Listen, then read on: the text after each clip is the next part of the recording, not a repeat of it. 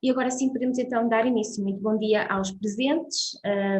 O informador fiscal, em parceria com o PRA Raposo Sá Miranda e Associados, Sociedade de Advogados, como é de conhecimento de muitos, realiza um mês temático durante este mês de julho, dedicado ao tema da insolvência. É um tema que desperta bastante curiosidade e bastantes dúvidas, e por isso dedicamos o mês de julho inteiramente à insolvência, com o conteúdo que vamos partilhando com quem nos segue, conteúdo cedido pela PRA, Raposo Sá Miranda e Associados, e vamos partilhando de forma gratuita no nosso site do Informador Fiscal. Também vamos partilhando nas redes sociais, quem nos acompanha sabe que vamos sempre deixando lá também aquilo que vamos tendo disponível, e fazemos também os webinars todas as terças-feiras, como tem sido hábito durante este mês. Hoje temos mais um webinar com o tema PER, que temos como oradora convidada a doutora Carolina Laranjeira Almeida, a quem agradeço desde já a disponibilidade por estar connosco, por fazer esta apresentação. E como habitualmente, no final da apresentação da doutora Carolina, faremos então aqui um espaço para a sessão de esclarecimentos. Caso haja dúvidas, podem colocar no espaço reservado para perguntas e respostas ou então no bate-papo e eu colocarei a nossa oradora convidada. Vou então passar a palavra à doutora Carolina. Muito bom dia e obrigada por estar connosco. Bom dia, doutora Mariana, muito obrigada. Aproveito este início para agradecer também aos nossos ouvintes, ao informador fiscal pelo convite que endereçou à PRA, em especial à doutora Mariana Ferreira, que nos acompanha enquanto moderadora destes webinars, e também à doutora Ana Cecília Cardoso, quem muito estimo, a coordenadora do projeto. Hoje estamos aqui para falar do PER. Queria só fazer um pequeno disclaimer inicial relativamente à abordagem que vamos fazer do PER. Será uma abordagem muito leve, uma vez que este webinar não é dirigido a juristas. Vamos então começar.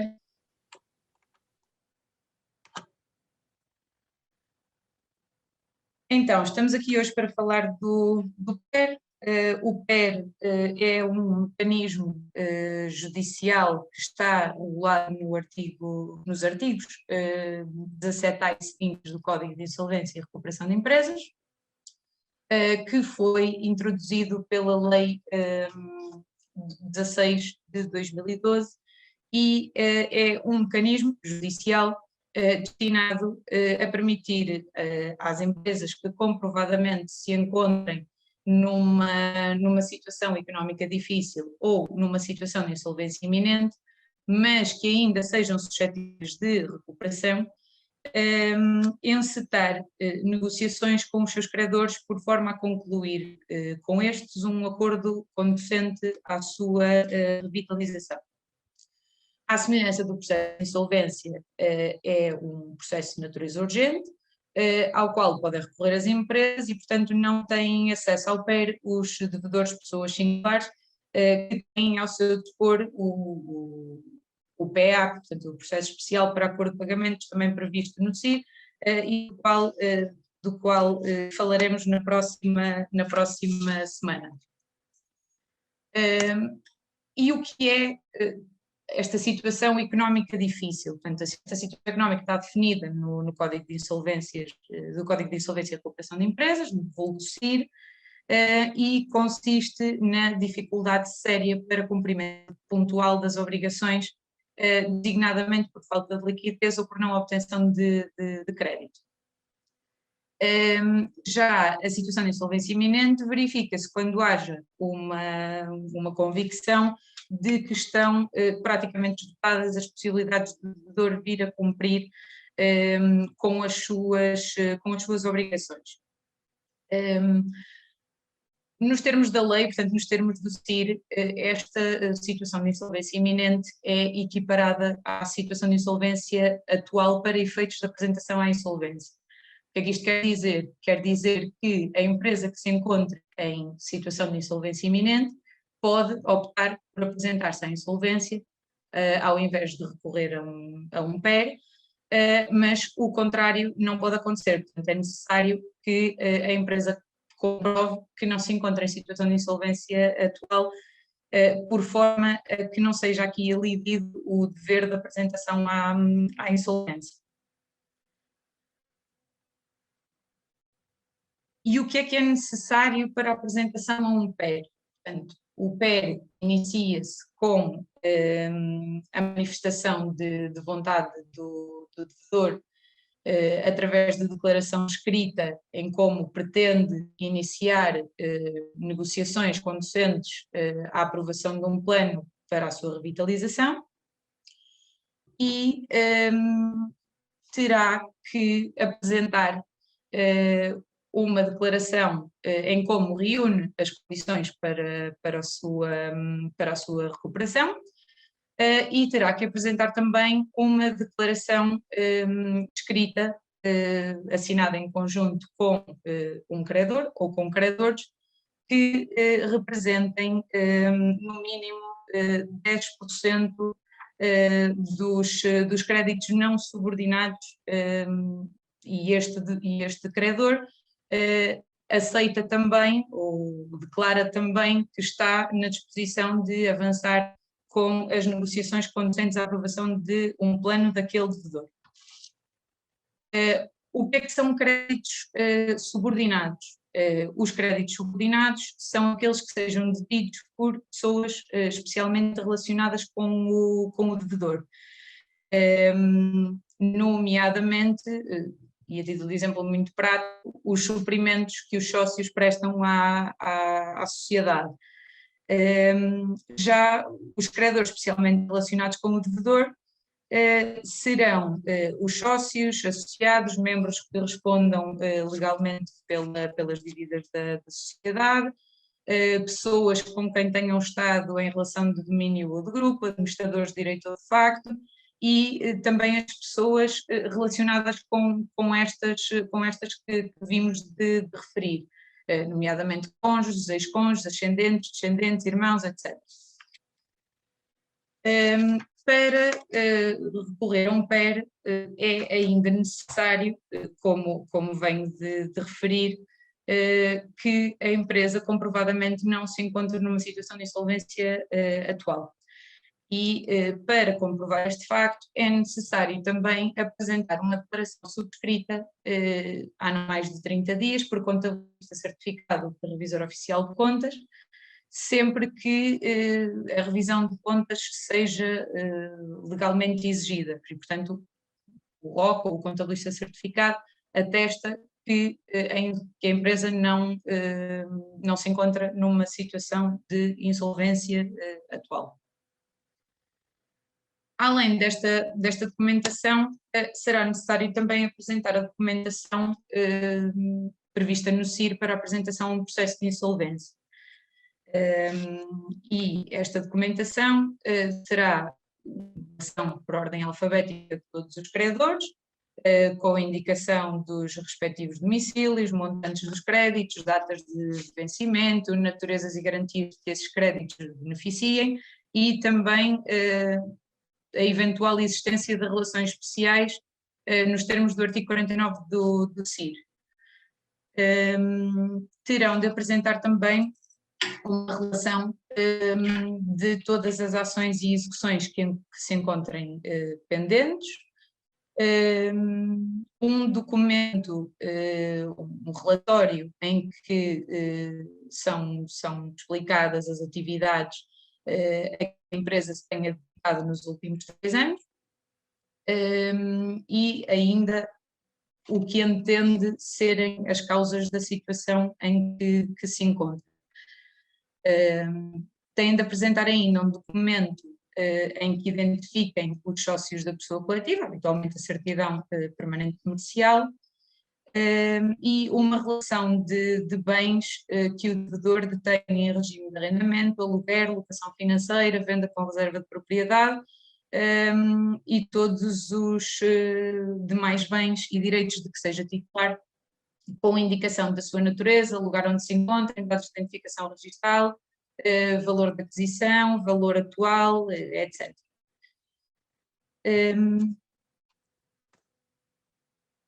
Tendo o devedor contabilidade organizada, terá de apresentar também as contas anuais relativas aos últimos 3 exercícios, respectivos relatórios de gestão, fiscalização, auditoria, pareceres do órgão de fiscalização, documentos de certificação legal, se forem obrigatórios, e ainda a informação sobre as alterações significativas de património ocorridas neste período de 3 anos, portanto, nestes últimos 3 exercícios. Tratando-se de uma sociedade compreendida em consolidação de contas, terá também que apresentar relatórios consolidados de gestão, contas anuais consolidadas e demais documentos de prestação de contas relativos também aos últimos 3 exercícios, respectivos relatórios de fiscalização e auditoria, pareceres do órgão de fiscalização, certificação legal e relatório das operações intra-grupo. Estes documentos são sempre obrigatórios nas sociedades que se encontram em relação de domínio do grupo.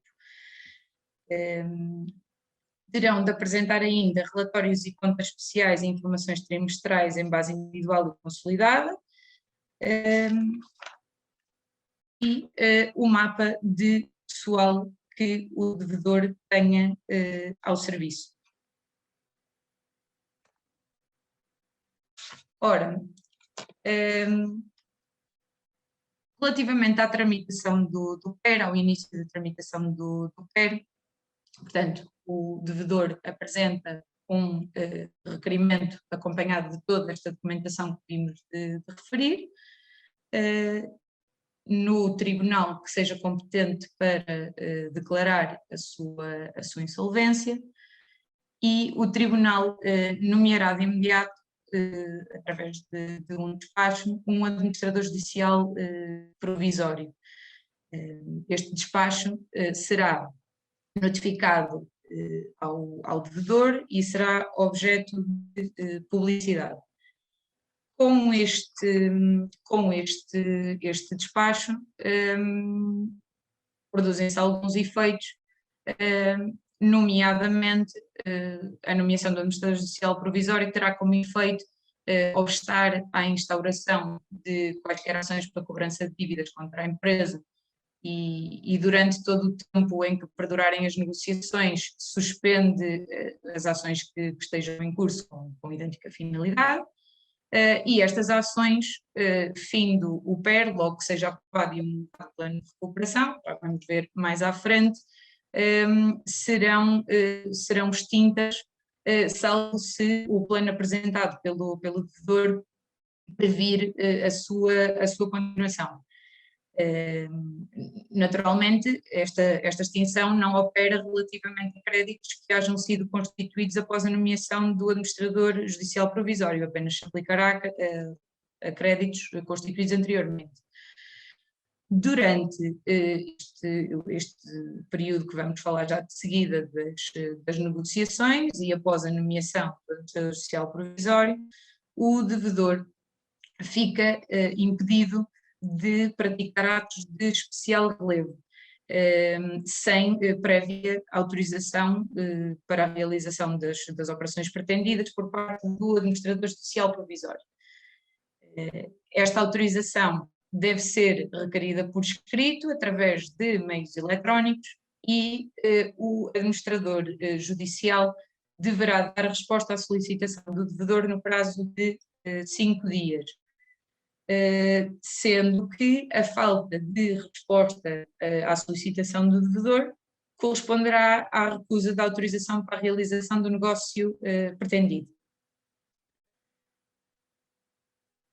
Outro dos efeitos do despacho de nomeação do administrador judicial provisório é que, caso existam processos de insolvência em que haja sido requerida por terceiro a insolvência da empresa, estes suspender-se-ão na data da publicação do despacho de nomeação do administrador judicial provisório, desde que não tenha sido proferida sentença de declaração de insolvência. E estes processos extinguir-se-ão também logo que seja aprovado e homologado o plano de recuperação.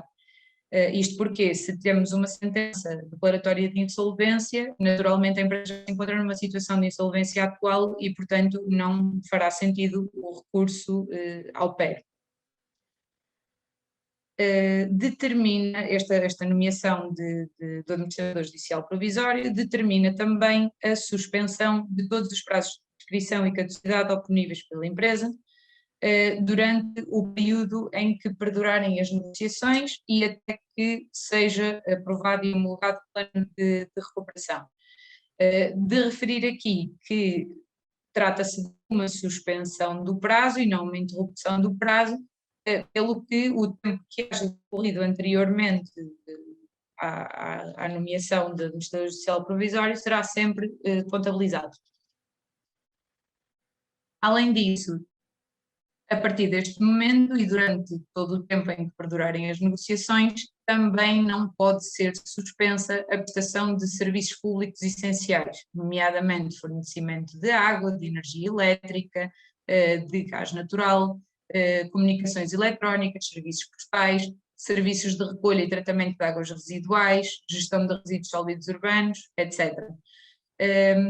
Em contrapartida pela não suspensão destes serviços, caso o devedor se venha a apresentar à insolvência ou venha a ser requerida a sua insolvência e decretada nos 2 anos posteriores ao termo do prazo das negociações no âmbito do PER, os montantes aqui em dívida serão considerados como dívidas da massa insolvente.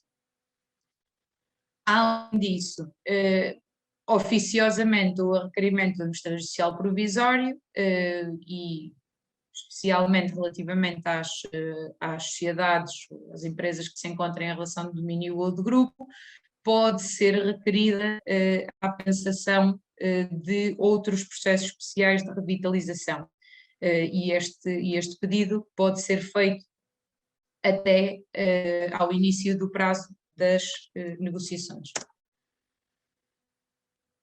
Falando da tramitação do PER propriamente dito em traços muito largos, portanto damos início ao PER, apresentamos um requerimento acompanhado de toda a documentação que referimos,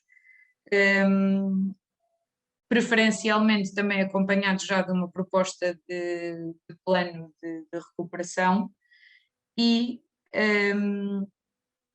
como disse, após a entrega do requerimento do devedor no tribunal competente para declarar a sua insolvência, o despacho de nomeação do administrador judicial provisório é objeto de notificação ao devedor e de publicidade.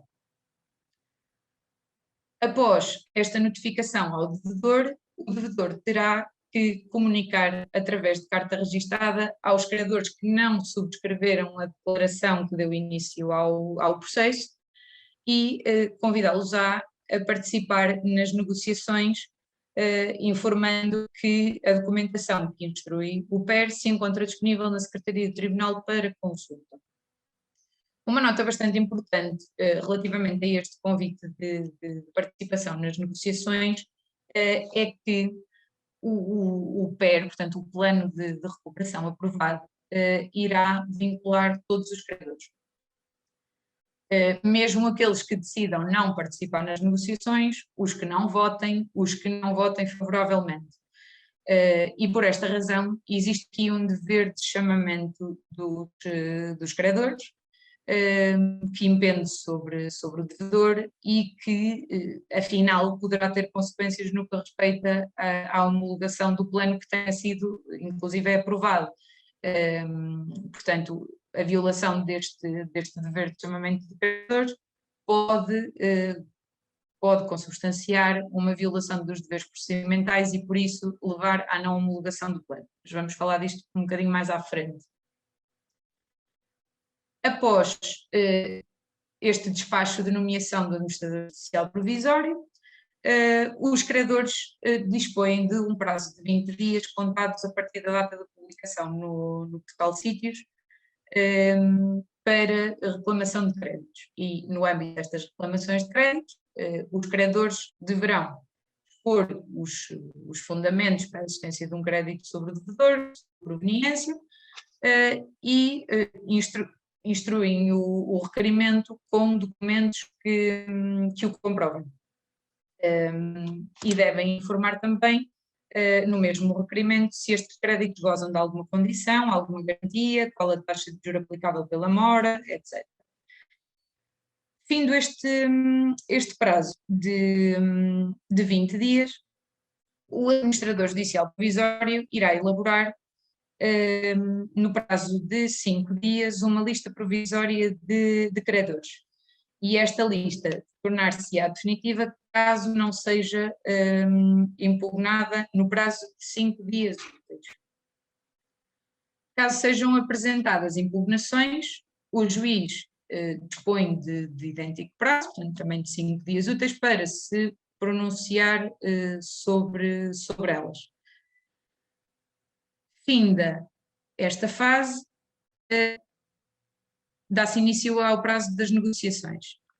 As negociações ocorrem por um prazo de 2 meses, esse prazo é contado a partir do final do prazo para a apresentação de impugnações da lista provisória de créditos, e não se suspende até à decisão das impugnações. Portanto, caso haja aqui alguma demora, este prazo começa a correr normalmente.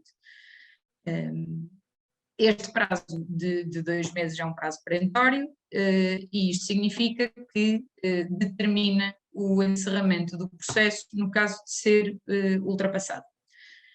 Em consequência, caduca o direito do prosseguimento das negociações, e ainda que seja obtido acordo com os credores fim daquele prazo, o plano de recuperação não pode ser homologado. Contudo, caso seja junto ao processo e publicado no portal Sítios um acordo prévio escrito assinado pelo administrador judicial provisório e pelo devedor, este prazo das negociações pode ser prorrogado por 1 mês, uma única vez. Portanto, o prazo das negociações totalizaria um prazo de 3 meses. E durante este período das negociações, o devedor discutirá com os seus credores os termos do plano de recuperação a aprovar ou a submeter à votação. Durante este período, o devedor está vinculado a deveres especiais de informação, seja perante o administrador judicial provisório, seja perante os credores, e podem incorrer em responsabilidade em caso de falta ou incorreção das informações prestadas.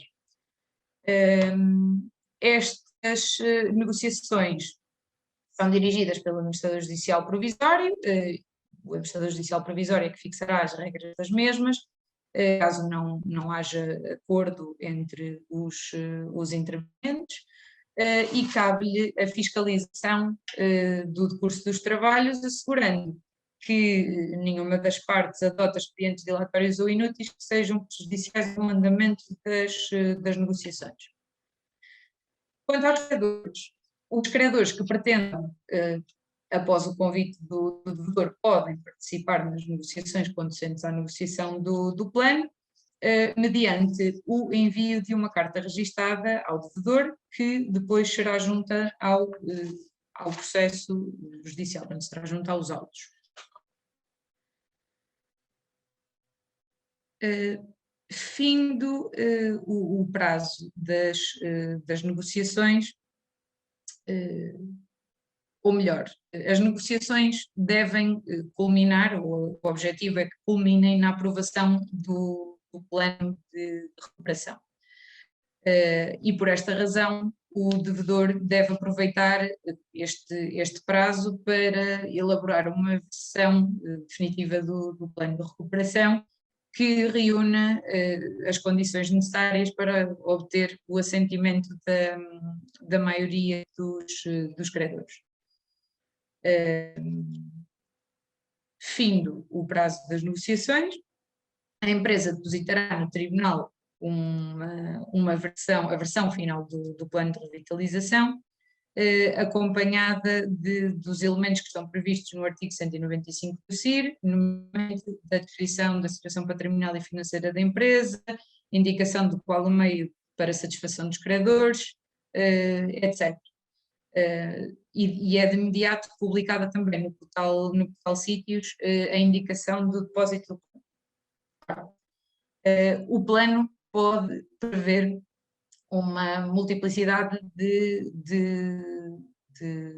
questões, portanto, o plano aprovado pode consistir numa reestruturação do passivo, pode constituir numa reestruturação do passivo, pode haver um recurso a financiamento, uma conversão de créditos em capital, portanto, enfim, há uma série de possibilidades que podem ser incluídas no plano, visando a recuperação da empresa.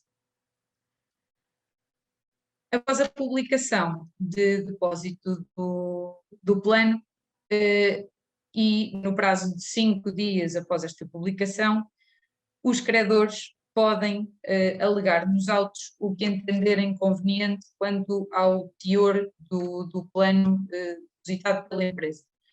Designadamente aquilo que entendam serem circunstâncias suscetíveis de levar à sua não homologação e, findos estes 5 dias, a empresa dispõe igualmente de 5 dias para alteração do plano em conformidade e para depositar uma nova versão do plano, se for do entendimento que deverá fazê-lo. Findo este prazo, é publicado no portal Sítios um anúncio advertindo da junção ou não junção da nova versão do plano, portanto, se mantém o plano inicialmente entregue ou se foi depositada uma nova versão do plano, e desde esta publicação corre o prazo de 10 dias para votação. No decurso deste prazo, qualquer interessado pode solicitar a não homologação do plano nos termos previstos no artigo 215 e 216 do CIR. Nomeadamente, uma das causas para não homologação do plano será a violação dos deveres procedimentais, como falámos atrás, do incumprimento ou da violação do dever de chamamento de credores, ou então quando haja violação das normas aplicáveis ao conteúdo do plano, quando não se verifiquem as condições suspensivas do plano ou quando não sejam praticados atos ou executadas medidas que devam proceder à homologação, isto no âmbito da tramitação do PEC. Pode também ser requerida a não homologação quando um credor entenda e consiga demonstrar em termos plausíveis que a sua situação ao abrigo do disposto no plano será previsivelmente menos favorável do que na ausência de plano ou que se verifica uma diferença objetiva do tratamento de credores.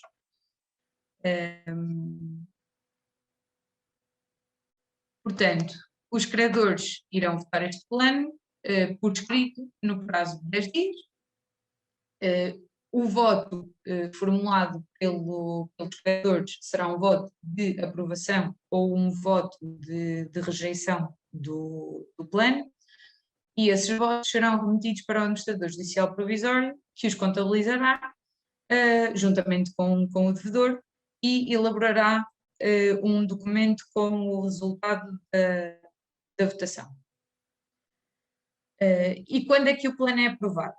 O plano é aprovado quando for votado favoravelmente por credores cujos créditos representem pelo menos 1/3 do total dos créditos relacionados com direito de voto, portanto aqueles que estão contidos na lista de créditos, e recolha o voto favorável de mais de 2/3 dos votos emitidos. De referir ainda que mais de metade destes votos terão de corresponder a créditos não subordinados, não se considerando as abstenções para o efeito.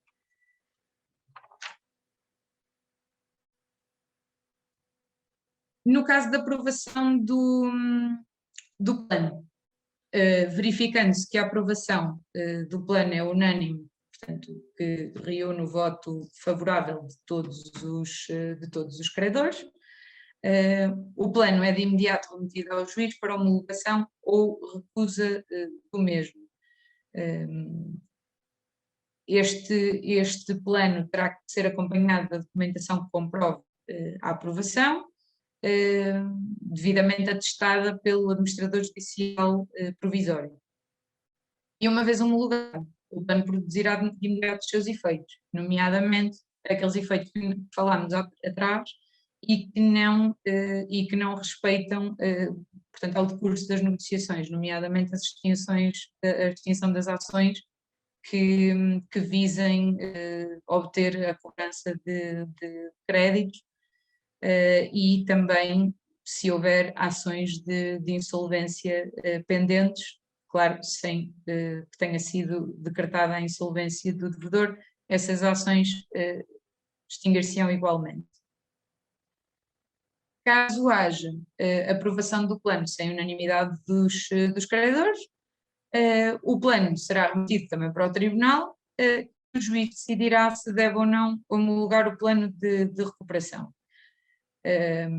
Como se disse, pode haver recusa oficiosa, portanto o juiz pode entender que é de recusar a homologação do plano, ou também pode haver requerimento de qualquer interessado no sentido da não homologação do plano. Esta não homologação oficiosa ocorre quando o juiz entenda que houve violação não negligenciável das regras procedimentais. E a não homologação a pedido dos demais interessados, portanto dos credores, como já referi, ocorre quando o requerente consiga demonstrar em termos plausíveis que a sua situação ao abrigo do plano é previsivelmente menos favorável do que na ausência do plano, ou que se verifica uma diferença objetiva no tratamento dos credores. Quanto a esta questão da diferenciação objetiva no tratamento dos credores, há que chamar a atenção que a jurisprudência tem vindo a admitir algumas diferenciações entre os credores, desde que essas diferenciações sejam fundadas em razões objetivas.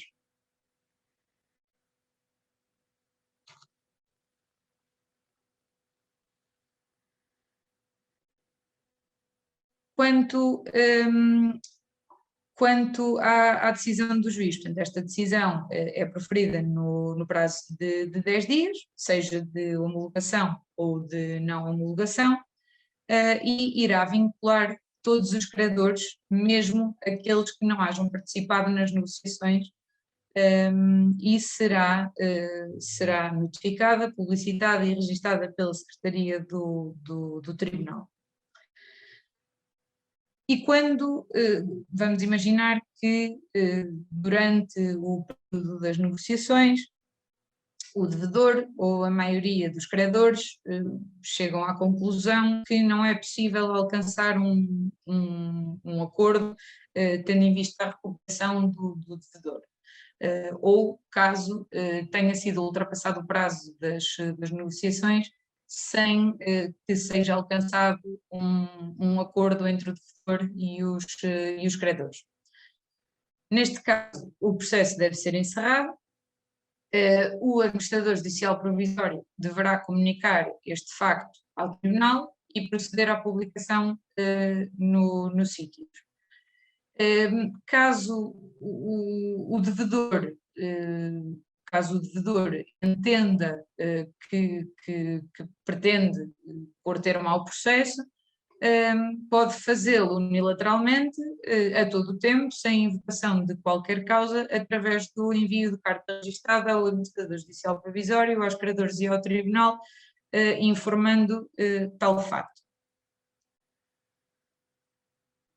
Quanto aos efeitos do encerramento do processo, portanto, os efeitos do encerramento do processo social de revitalização, nomeadamente sem aprovação, havendo aprovação do plano, havendo aprovação do plano, o plano produz imediatamente os seus efeitos, mas no caso de não aprovação do plano, estes efeitos irão variar consoante o devedor se encontre já numa situação de insolvência.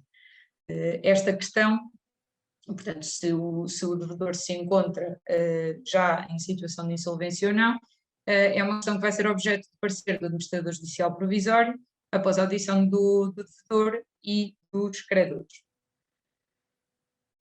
Caso a empresa não se encontre em situação de insolvência, o fim do PER acarretará a extinção de todos os seus efeitos. E o devedor volta a poder praticar atos de especial relevo, cessará a suspensão das ações contra si instauradas e perderá a possibilidade de recorrer a um PER pelo período de 2 anos. Caso a empresa se encontre em situação de insolvência, a declaração de insolvência deverá ser requerida pelo administrador judicial provisório, com base naquele parecer que elaborou, e deverá ser decretada pelo tribunal no prazo de 3 dias úteis, sendo o PER apensado ao processo de insolvência. Havendo aqui uma lista definitiva de credores, o prazo para reclamação de créditos de 30 dias, previsto no âmbito do processo de insolvência, destinar-se-á apenas à reclamação dos créditos que ainda não hajam sido reclamados. Vamos supor um crédito que se venceu no decurso do prazo das negociações.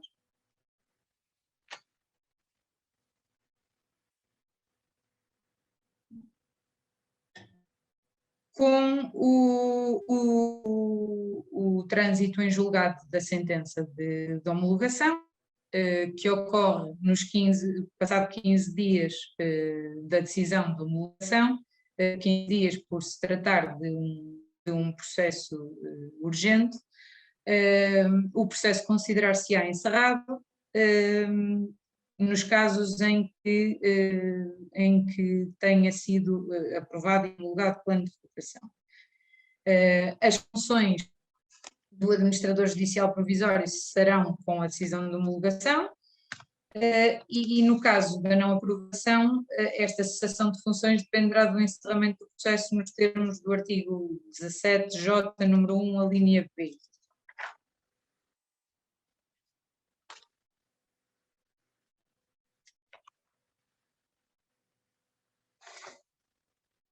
Há ainda que mencionar o caso especial da homologação de acordo extrajudicial de recuperação. E o que é este acordo extrajudicial de recuperação?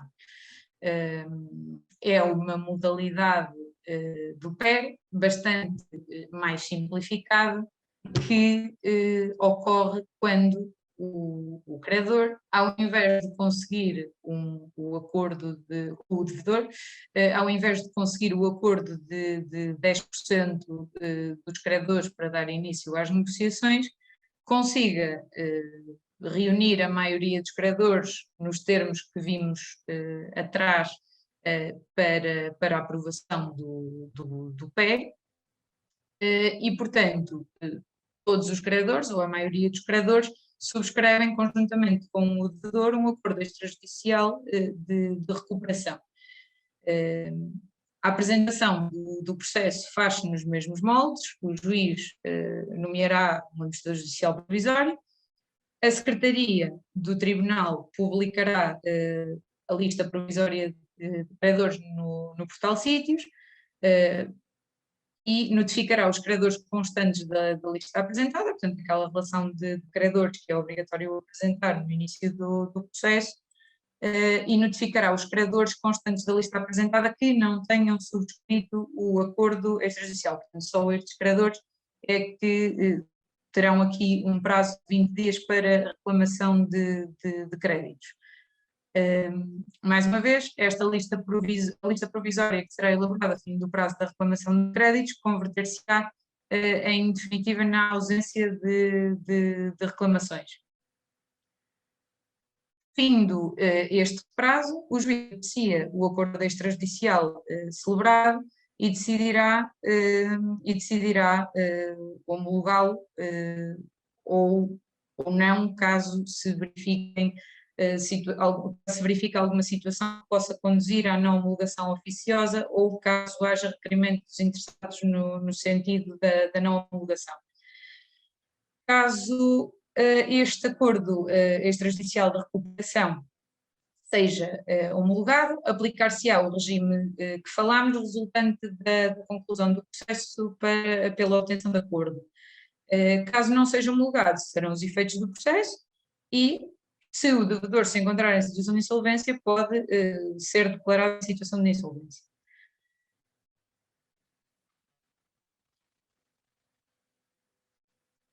Por fim, apenas aqui algumas notas. A primeira, quanto aos negócios em curso, portanto, os negócios que sejam celebrados no decurso do PER. Estes negócios são insuscetíveis de serem resolvidos em benefício da massa insolvente. O que é que isto quer dizer? Quando é decretada a insolvência de uma empresa e através da análise efetuada pelo administrador de insolvência, se identificar negócios que tenham sido celebrados pelo devedor que considere que não tenham sido bons negócios ou que não se encontrem refletidos na contabilidade, o administrador pode resolver estes negócios. Ora, os que sejam celebrados no decurso do PER irão subsistir ainda que a insolvência do devedor seja decretada nos 2 anos posteriores.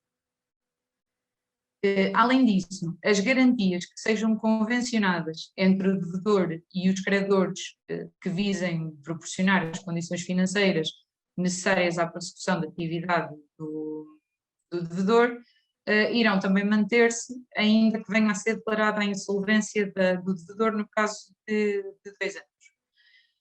Além disso, de referir, aqui quanto às garantias, que os credores que financiem o devedor no decurso do PER, nomeadamente através da disponibilização de capital para a sua revitalização, irão gozar de um privilégio creditório.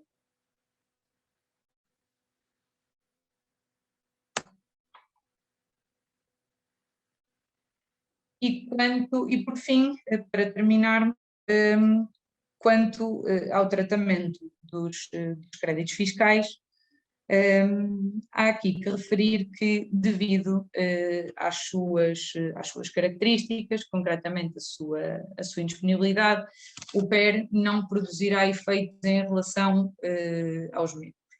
Isto porque a lei tributária prevalece sobre o CIR e determina que os créditos fiscais são indisponíveis e por isso não podem ser afetados, alterados, estruturados ou perdoados no todo ou em parte pela aprovação de planos de reestruturação do passivo do devedor, sejam eles judiciais ou extrajudiciais.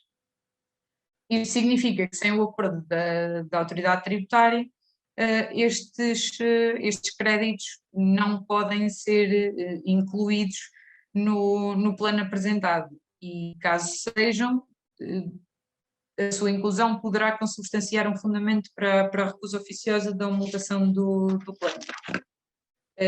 Portanto, o que é que temos visto relativamente à jurisprudência quando os créditos fiscais são incluídos no âmbito do plano. Quando a Fazenda Nacional levanta a questão, a jurisprudência tem vindo a considerar que é de manter a aprovação do plano, porquanto foi votado pela maioria dos credores, e declara a ineficácia deste plano relativamente à autoridade tributária. De todo modo, apesar da indisponibilidade dos